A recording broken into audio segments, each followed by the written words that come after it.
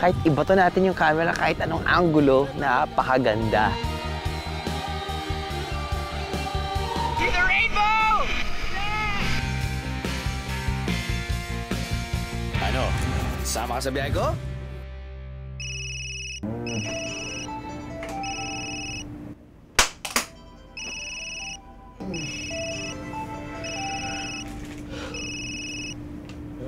Hello? Hello? Sino to? Wala tayong shoot ngayon? Wala tayong shoot ngayon. Oh, sige bro. Yun yung aming teddy bear.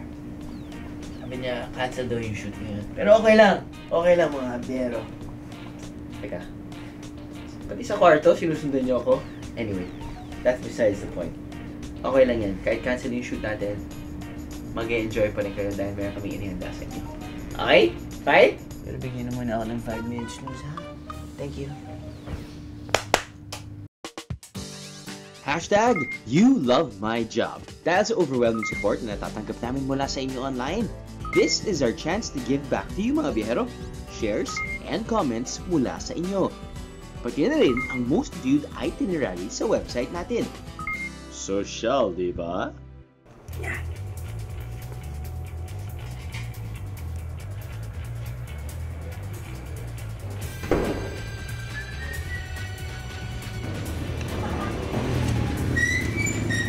Alam niyo ba na sa higit isang taon natin sa Ere, meron na tayong more than 124,000 likes sa ating Facebook page. Bukod dyan, meron pa tayong more than 19,000 followers sa Twitter.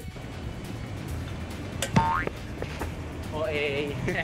Wow! Sige mga bihero, high five tayo dyan sa stats na yan. Good job! So, keep on doing what you're doing. Keep on following us. Just keep on watching. Now, sit back, relax, and enjoy the show. Dahil itong episode na to ay para sa inyo. Ayos? Yes! Susunod!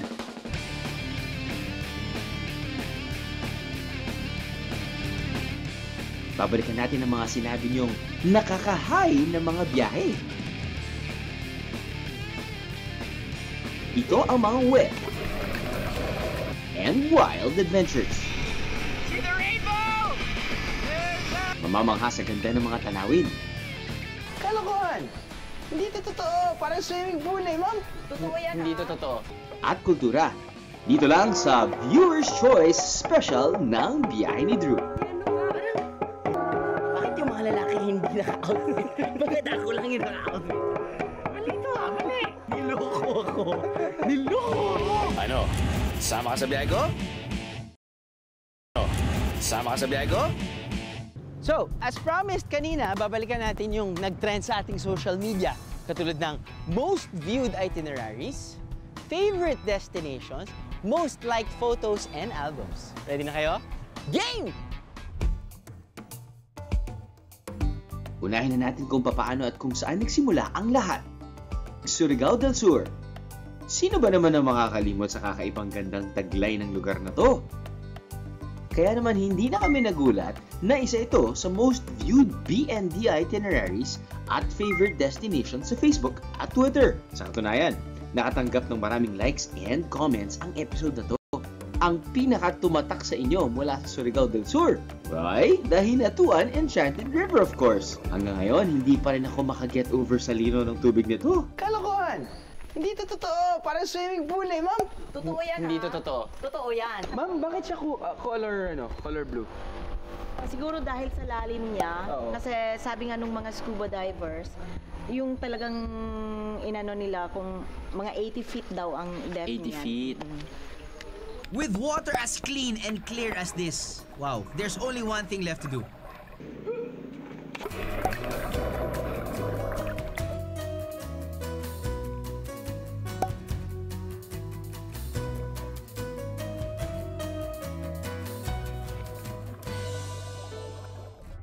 Kung nakakatulog kayo sa sobrang relaxing ng ating Enchanted River sa Surigao del Sur, naku, ito, siguradong mapapahiyaw kayo. Okay? Iwas muna ako saan! Yan yung mga gusto natin, yung mga action-packed scenes. Katulad ng nangyari sa atin nung nagkanyoneering tayo sa Bohal, Cebu. Ayos? Game! nagsimula sa isang maikli at madaling trekking ang aming adventure. Tapos, lumusong na kami sa Matutinaw River. Pero patikim pa lang to mga biyero.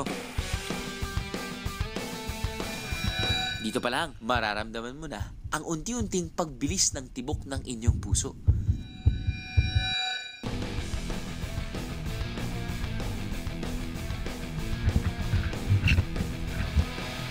Pagkatapos yung mag-rappel pababa, ito ang sasalubong sa inyo.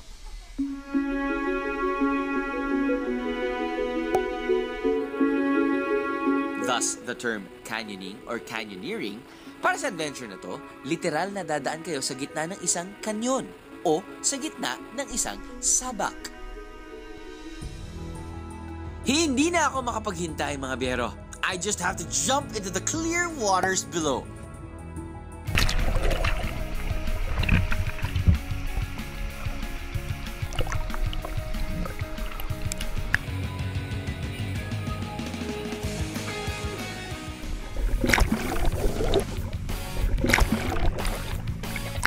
I jump! Biyahitin jumps. There's no turning back, mga biyero.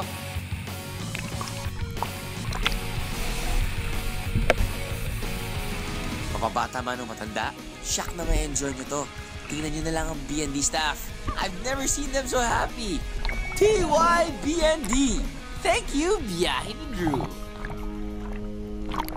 Mabiyero, hindi rin kayo nagpahuli sa pagpapakita ng inyong tuwa sa aming uniquely Moalboal experience. You guys really liked our canyoneering adventure. Sabi nga ni Juliet Amazona, I wanna do canyoneering after watching. Should be on my bucket list this summer. Well, hindi ko alam kung gano'n talaga yung boses niya, no? So basically, this adventure is jump after jump after jump. Bukod sa canyoneering, isa pang kakaibang adventure ang naranasan natin. Habang bumabiyahe, ito ang aming behind-the-scenes photo para sa inyo mga biyero.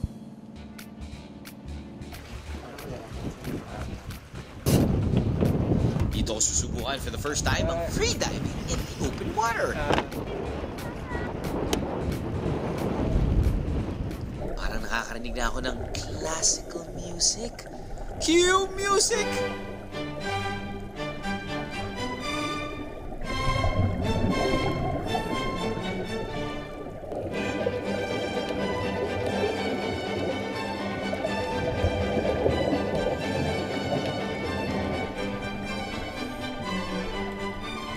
Kaso lang, nagpanik ako. Cue rock and roll music!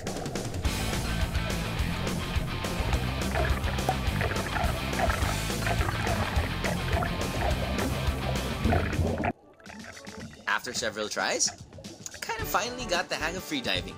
Nagawa kong sumisid ng halos 1.5 minuto. At hindi kumikinang ang tubig, mga biyero. What you see right now are sardines. That's right, sandamakmak na sardinas.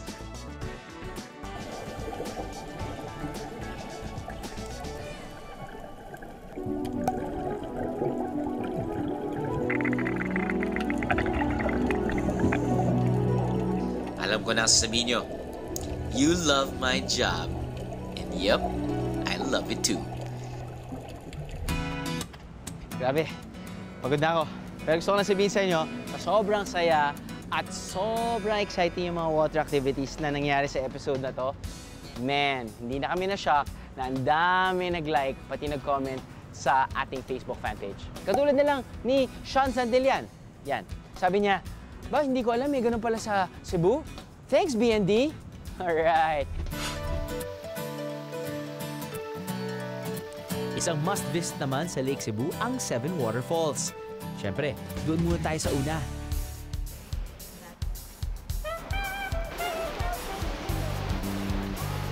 Alam nyo, ang pagsalita ng Tagalog ay extra effort for me. Pag narinig ko yung mga reporters sa Jimmy, kapag nagre-report sila tungkol sa mga malalakas na tubig, ito. I think ito yung pinaka-perfect time na magamit ko to. Kita nyo! Ang lakas ng ragasan ng tubig! Rumaragas ang tubig! Babaw ko. May katumbas na Tiboli. name ang bawat isa sa 7 talon. Ang una ay tinatawag na Hikong Alo, na ang ibig sabihin ay passage o daanan. Picture tayo! Picture nga tayo! Picture tayo! Sa 7 talon, ang pangalawa ang pinakamataas. Sa sobrang taas nito, para tuloy akong isang maliit na langgam. Second waterfalls is the highest among the 7 waterfalls, and then it's about 70 meters height. And then ang pangalan niya po sa Tiboli term is Hikong Bante. The Bante is immeasurable. The story goes na noong unang panahon, wala pang paraan ng mga Tiboli. para sukatin ang taas ng talon na to. Ang batayan nila, kapag naghagi sila ng bato at hindi na ito makita, indikasyon na ito na sobrang taas ng talon.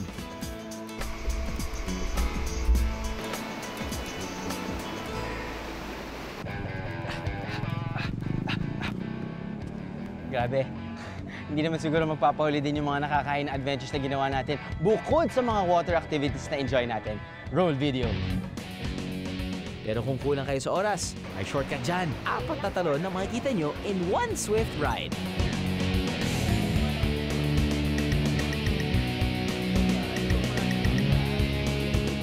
Kita ngayon sa zip line ng Seven Falls.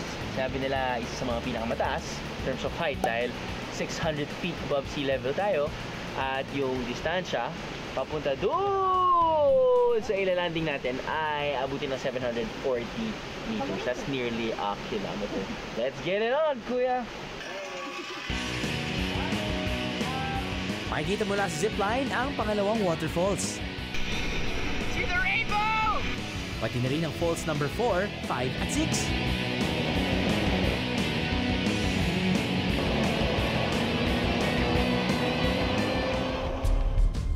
At dahil mahilig din kaming umakyat, ituloy-tuloy na natin yan.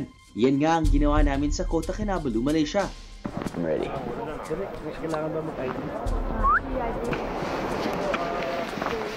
Paglabas mo pa lang ng base camp, automatic, akyat ka kagad eh. Isipin mo, 2.5 kilometers, around 900 meters, total ascent. Medyo kalokohan yun. Ang natatakot kami ay definitely yung weather. I wasn't prepared na sobrang ganong kalamig. Kanina, hirap. Wala naman ako makita. The darkness was actually part of the thrill. There was a point na talagang nahirapan na rin ako eh. Yung heart rate ko was kinda high. Iniisip ko na na-condition ako, no? But still, medyo, it was really a challenge. Finally! Narating din namin ang 8-kilometer marker! Ay! Konti na lang, summit na!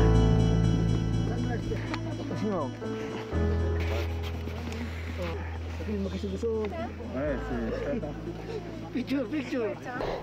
Kanina, nagyayaka pa na kami na sobrang lamig. Kulang yung kapal na damit na dinala namin. Anyway, sunrise will be coming from here.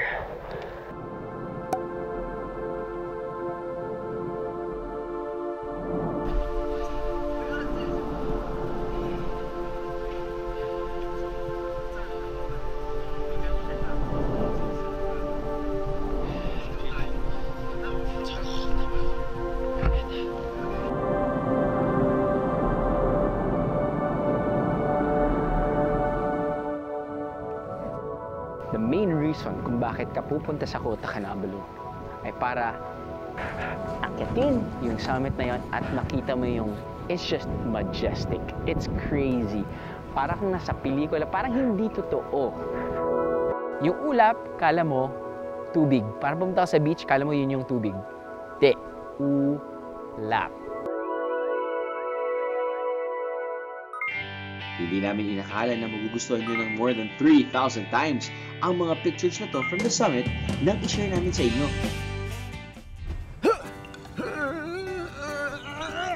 Wala na kami maisip eh. Anyway, sa ginawa namin sa Mount Kinabalu, yung inakyat namin yung summit, Kung meron lang super like na button, I'm sure ila-like nyo na rin yan sa Facebook fan page. Di ba? Inabot naman ng more than 4,000 likes ang larawang suot-suot ko, ang traditional na kasuotan ng mga taga-Kalinga. Don't feel like a tourist. Don't even look like a tourist. Be a local. Okay, fine. Well, kita nyo naman yung get up ko. Anyway, yung mga babae, sila yung sumasayaw. Pero kailangan nila ng musika. So, usually yung mga lalaki daw, yung nagtutugtog. Sorry, baguhan lang ako dito. Lakad lang ko lang. Go, ma'am.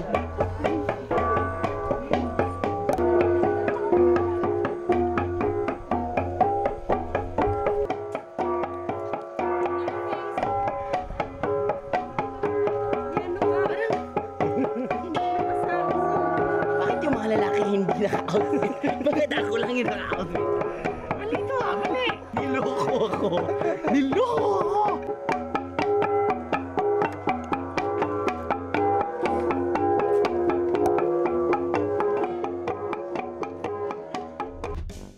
So, naalala niyo ba to? Pag iniisip ko, napapailuha ako dahil medyo masakit pa din. Hindi, okay na siya. Healed na siya. Pero you know what? Seriously speaking, besides sa mga napuntahan naming tourist destinations, so yung mga masarap na pagkain na kinain namin, yung talagang tumatak sa isipan ko at sa puso ay yung mga lugar na napuntahan namin na namuklat or nabuksan yung aking isipan sa kanilang mga kultura, sa kanilang pag-iisip. Doon ako nag-enjoy. Natutunan ni Wang Od ang pambabatok mula sa kanyang ama. Siya mismo ay naging ganap na mambabatok noong siya ay 15 taong gulang lamang. Ang tinta niya, uling mula sa ilalim ng kawali na hinaluan ng tubig. Ang karayom, tinik mula sa puno ng suha. Kung dati ay hindi maawat si Wang Od sa pagtatatu, ngayon, mangilan-ngilan na lang ang nagagawa niya sa isang araw. Mabuti na lang, ipinagpapatuloy ng kanyang apo na si Grace ang sining na to. And now, it's time to face Wang Od.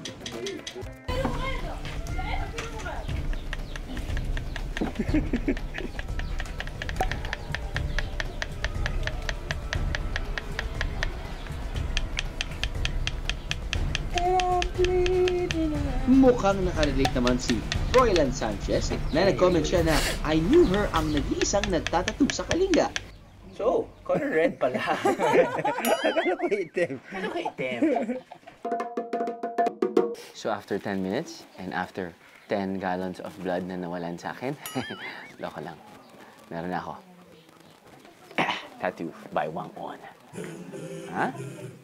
Actually, hindi ko pa mag-clench yung fist ko dahil magapa yung mga daliri ko. Mga biyero, dahil sa dami ng likes ko sa mga larawang to, naging certified social media hit ang aming biyahe sa Kalinga. Siyempre, hindi magpapaiwan ang dami ng likes ng unang anniversary pictures namin mula sa Batanes.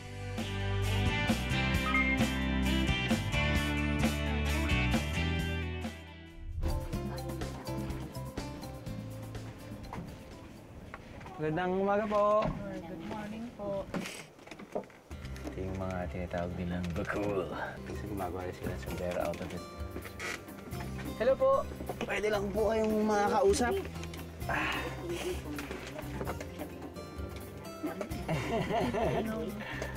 Ano po yung ginagawa nyo ngayon? Ano po yan? Bakul. Anong klase pong bakul? Ayun. Ano yan? Bakit ginagamit ang bakul? Sa bukid po. Sa bukid? Kami mambubukid. Yan ang ginagamit namin sa ulan at sa kainit. Kapag tinitingnan mo sa pictures, yung bakul, parang siguro ang init niyan. Parang makati yung pakiramdam. But in Fairview, ha? Kita niyo yung lining? Abaka-lining. Whoop. Komportable. Parang...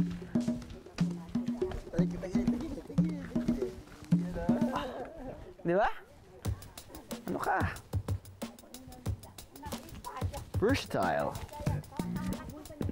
Agile. Lightweight.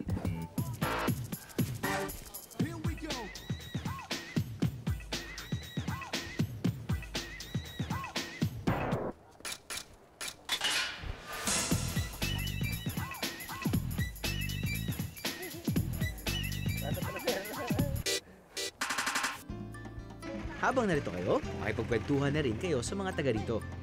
Huwag mahiya. Masarap kausap ang mga Ivatan. Very welcoming sila sa mga turista. Mga biyero huwag kayo bibitiw. Dahil next on Biyahe ni Drew, papakita na namin sa inyo yung lahat na natikman namin na sobrang sarap at nakakatakam ng mga pagkain from all over the world. Pwede dito sa Pilipinas. Ready na ba kayo? Ako ready na ako. Lunchtime na ba? Dinner na pala. Siyempre, hindi makukumpleto ang ating biyahe kapag hindi natin matitikman yung mga iba't ibang klaseng masasarap na dishes. Ang tamis ng lobster, bro. Ano? Sama ka sa biyahe ko? Ano?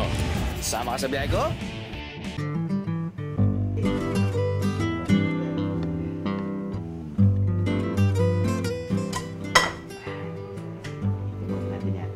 Siyempre, hindi makukumpleto ang ating biyahe kapag hindi natin matitikman yung mga iba't ibang klaseng masasarap na dishes ng mga lugar ng ating pinasyalan. Diba? Alam mo, dahil malamig ang panahon, tag-ulan parang ang sarap humigop ng sabaw. Parang just kidding.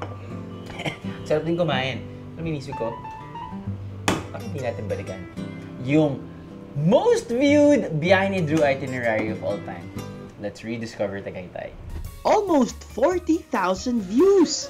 Ganyan karaming beses nyo tinignan ang aming Tagaytay itinerary. Who doesn't love bulalo? Kahit sabi ng producer na unahin ko to, sorry. Nandito na ako nasa tapat ko na Hindi na ako gagamit ng serving spoon. Tingin sa view. Diba? At syempre, meron din tayong naging new discovery, ang coconut cream pie ng Puzzle Mansion.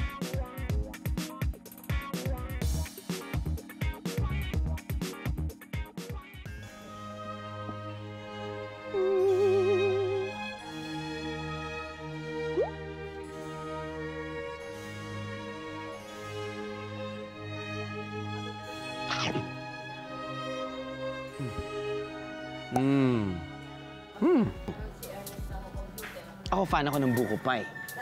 But I've never tasted coconut cream pie. And I expected na, it's buko pie creamier. But no. No. Yes.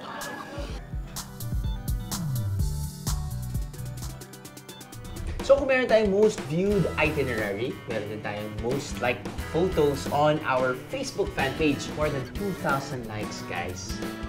Pang na-enjoy nyo mga biyahero yung ating lobsterific picture or photo mula sa Bira Catanduanes. Guys ba? Sarap, no?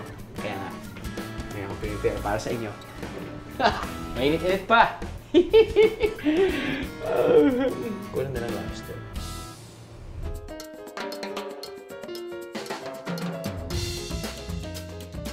Lobster. Mukhang maraming lobster yata dito, no? Kahit sari-sari store mag-order ka, Sir, isang soft drinks, pati isang lobster. Feeling ko. Meron kang... Yan. Thanks. Nadiptip. Ito yung juice niya.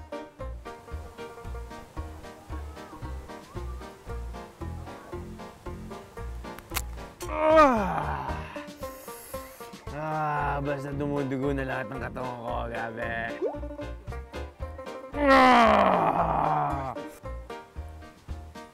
Okay, fine.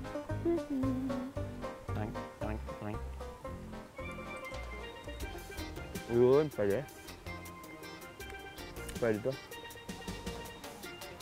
Pero hindi mo kailangan lagyan ng soy sauce. Kasi matamis siya Hindi mo siya kailangan lagyan ng sauce, actually. Wow. Ang tamis ng lobster.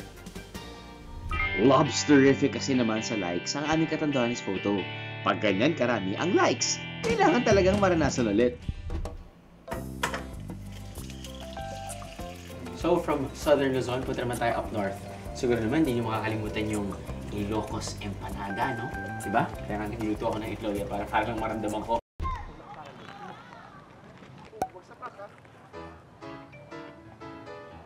Sarap. Sarap. Uy. Okay. Anong pinagkaiba nitong empanada? Ang pinagkaiba ng empanada na to, yung kanilang longganisa. Alam ko naman, usually, di ba yung vegan longganisa, medyo garlicky, medyo salty. Ito, garlicky, but sweet. Not a bad combination.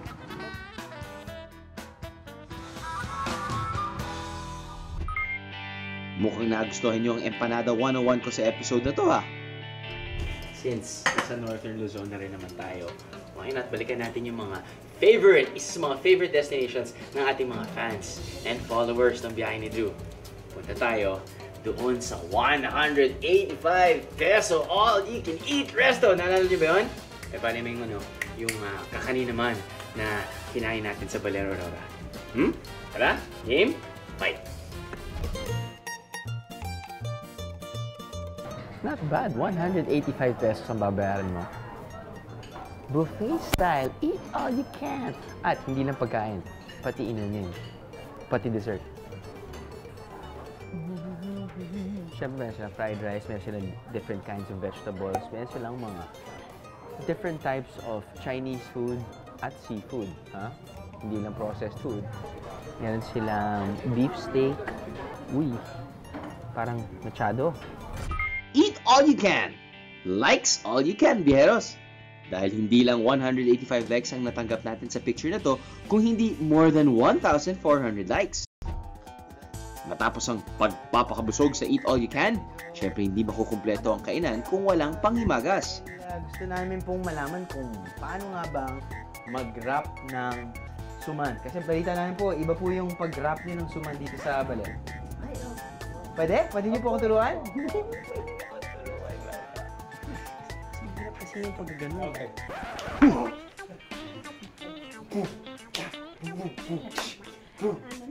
Sino pa man, siguradong masasarapan pag natikman ninyo ang maitim kong suman. What? Break it down, yo, Nay! Nice one! Pero hindi po talaga yung ibig kong sabihin. Gusto ko talaga pong matuto ng pagtali ng suman. Pwede na nating umpisahan yung pagtali. Kasi pag sabihin ko pag-wrap, baka mag-wrap na naman kayo. Pero mamaya na po yan. Dahon ng nyog. Opo. Opo. Tapos na, paano mo? Oh, yun. Parang longganisa lang na, ma'am, no? Ma'am, ba't po? Sabihin nila po, ma'am, alam mo, kami, okay lang po kami kahit na magiging musical yung show. Yan. Tapos po. Parang nilalagyan mo lang yung diaper ng isang bata, ano na? Opo, gano'n na nga po, sir. Gano'n na? Nanabusong to. Tapos na. Okay. Ikot. Nay, sabi nga nila, art is a process. It's not the destination, it's the journey. At kailangan kasi na, feeling ko lang kasi di ba kung minsan meron tayong tinatawag na art appreciation. Yan po yung gawa nyo, masterpiece. Pero minsan nag-work kasi yung tipong konting abstract. Opo, may lumalabas parang teaser lang ba? Ay kasi po, sir, yung pagtatali ninyo, hindi. No good. Dapat dito, hindi sa gitna.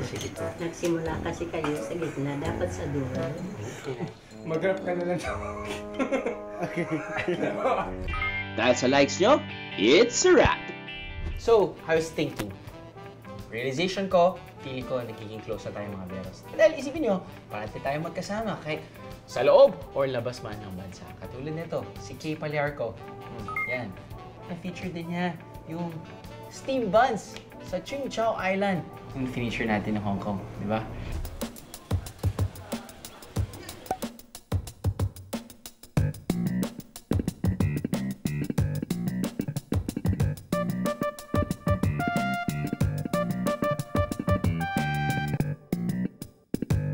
Hello po, pwede pabili ng siopaw? Parang maintindihan nila ako. Yes. Ito yung version nila ng Julies. Para sa akin yung siopaw, parati ako nanggigigil. Kahit hindi ko alam kung ano nilalaman, mas importante sa akin yung mismong dough kaysa laman. Pati pag kumakain ka ng siopaw, di ba? For hygienic purposes, tinatanggal mo yung balat. Eh, hindi ko tinatanggal. Yun yung masarap kasi kainin. Okay, maraming salamat. So, meron silang 3 kinds of, well, siopaw. Actually, hindi ko alam kung ano siya. Sesame seed. Kasi meron akong nakikita sesame seed eh. But like what I said, gusto ko ng outer eh. Okay. Next. Ready?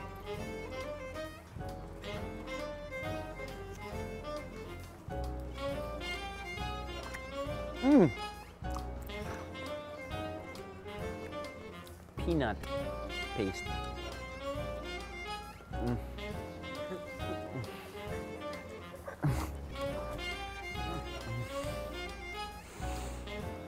Nakagigil ito. Next. Balik yung kanina. Tama. Parang pisngi ng bata. Ito yung red bean. Thank you. So kapag nag-share kayo, happy kami. So just keep on posting your videos, your photos on our Facebook fan page. Katulad nito, isa sa mga most liked photos sa aming Thai Wonderful episode. Feeling ko dahil sa kakaibang konsepto ng restaurant na to, sobrang naging hit sa ating Facebook fan page. Pati na rin sa Twitter account.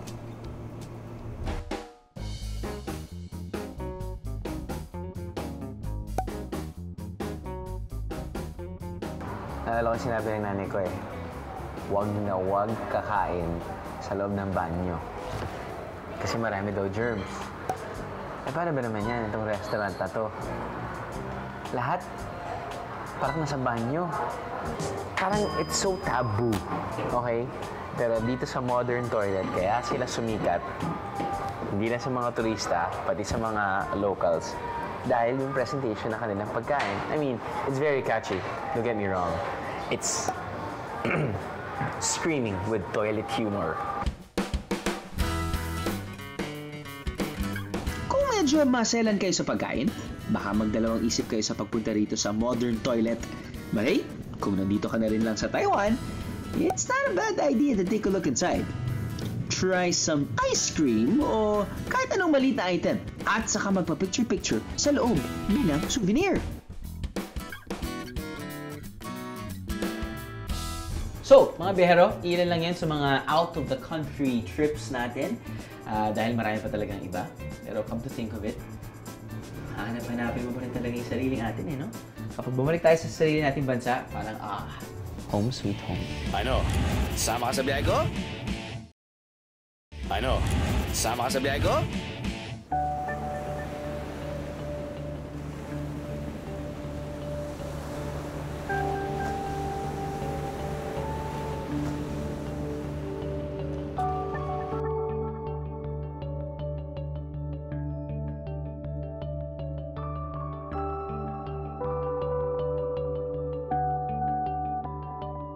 You know, to host a travel show is pretty magical. To experience different cultures, you know, kasama na dun yung kanilang pananamit. Kayo po yung pinakamaganda nun. Kayo po yung pinaka-sexy. Kapag dumadaan ho kayo, yung mga lalaking pero kanilang ugali, kanilang pagkain, how they speak. 什么名字？mochi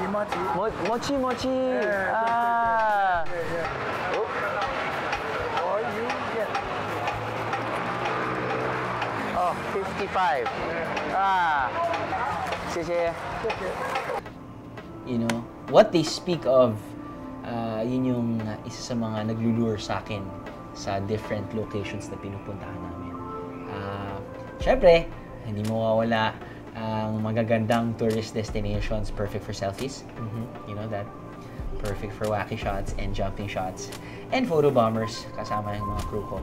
You know, these are the obvious things that, I mean, that's pretty much a huge part of my happiness when I do this type of job. And it's not even a job. It's, for me, I think it's a privilege. It's a luxury to travel around the world and go back to where I come from and just appreciate where I'm from, which is the Philippines. O paano mga biyero? Follow nyo lang kami. Keep on sharing! Keep your likes and comments coming. Malay nyo, baka kayo naman ang susunod naming ipakita dito sa susunod na biyahe namin.